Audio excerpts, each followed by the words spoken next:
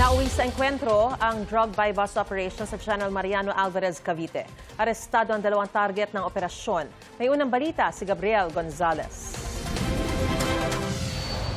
Marami pong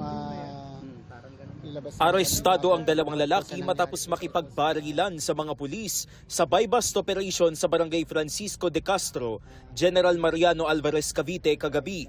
Ayon sa pulisya, nakatunog ang mga sospek na pulis ang katransaksyon nila kaya nagtangkang tumakas at nagpaputok ng baril.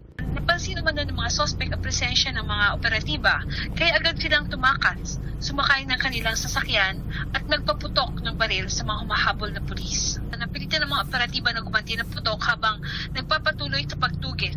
Kalaunan ay naharang ang sinasakyan ng mga suspect sa Mayor's Drive, Barangay F. Castro, na naging dahilan ng kanilang pagkakaaresto.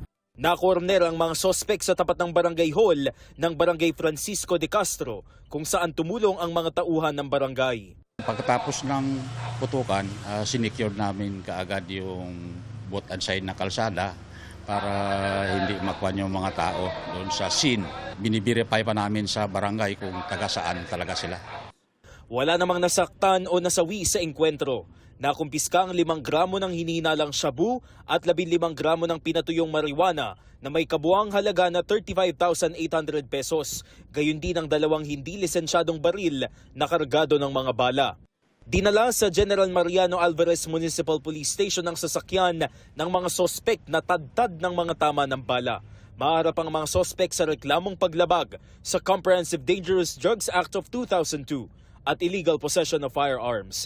Inaalam pa ng pulisya kung may dati ng kinasangkutang krimen ang mga sospek. Ito ang unang balita. Gabriel Gonzalez, GMA News.